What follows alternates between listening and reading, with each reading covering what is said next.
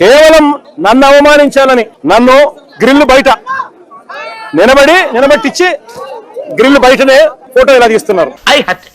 నేను హర్ట్ అయ్యాను. I want to talk to Nellore Peddareddy right now. yes I want to talk to Nellore Peddareddy.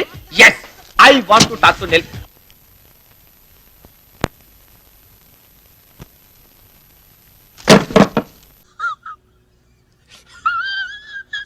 ఇక జగన్ కర్నూలు పర్యటనలో అదే జనసంద్రం కనిపించింది. సీమ మొత్తం కదిలొచ్చింది. నడి రోడ్డుపై కవాతు చేసింది. ఫుట్ఓవర్ బ్రిడ్జిలు, బిల్డింగ్లు, రహదారులు, ఆఖరికి రోడ్డు డివైడర్లు కూడా జనాలతో నిండిపోయాయి. అక్కడ ఎవరు లేరు కదా సార్? లోపలేం లేదు, డొల్లా నీకు మళ్ళీ బాయ్. ఓర్వకల్లు ఎయిర్పోర్ట్ నుంచి rock garden, Nannuru, Kurnool, toll plaza, Chennamma circle, Bellary చౌరస్తా, సంతోష్ నగర్, పుల్లూరు సర్కిల్, పంచలింగాల. సరే, ఆ దృశ్యాలు స్క్రీన్ పైన చూద్దాం.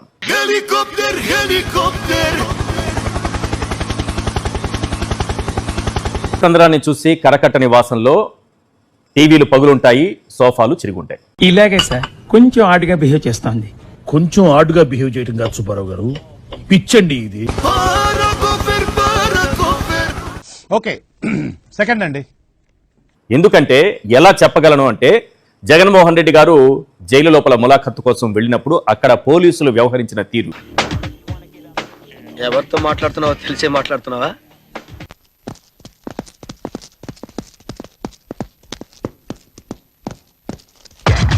ఒకటి మాత్రం నిజం, దాడులు దౌర్జన్యాలు చేసేది వాళ్లే, అక్రమ అరెస్టులు చేసేది వాళ్లే, రివర్స్ లో కేసులు పెట్టేది వాళ్లే. మొన్న సీదిరి అప్పలరాజు అక్రమ అరెస్టు మరొక ముందే ఆలూరు ఎమ్మెల్యే విరూపాక్షిని అరెస్టు చేశారు. ఇక చంద్రబాబు ఏ స్థాయికి దిగజారారు అంటే, ఒక మాజీ ముఖ్యమంత్రి నేను ములాఖత్తు కోసం వస్తే ఆయనను ఉద్దేశపూర్వకంగా అవమానించేలా పోలీసులు వ్యవహరించారు. ఇదే విషయంపై జగన్ ఏమన్నారో ఒకసారి విందాం.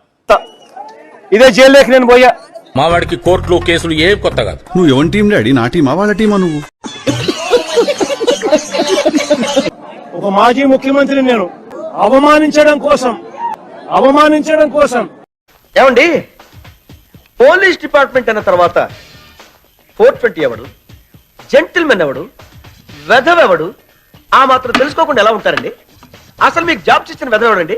కేవలం నన్ను అవమానించాలని కెమెరాలో లోపలికి పోవడానికి వీడియో తీస్తారు. వీడియో ఒకసారి ఫోటో తీసుకుంటారు. ఆ విషయం మాకు తెలుసులే. ఫోటో తీసుకుంటాడు. మామూలుగా ఎవరైనా కూడా కూర్చోబెట్టి లోపలికి తీసుకొని పోయి కూర్చోబెట్టి ఎవరికైనా కూడా ఫోటో తీసి పంపిస్తారు. ఫోటో తీసి తర్వాత పంపిస్తారు. కేవలం నన్ను అవమానించాలని నన్ను గ్రిల్ బయట నిలబెట్టించి గ్రిల్ బయటనే ఫోటో ఇలా తీస్తున్నారు. నేను హర్ట్ అయ్యాను. I want to talk to Nellore Peddareddy right now. yes I want to talk to Nellore Peddareddy. yes I want to talk to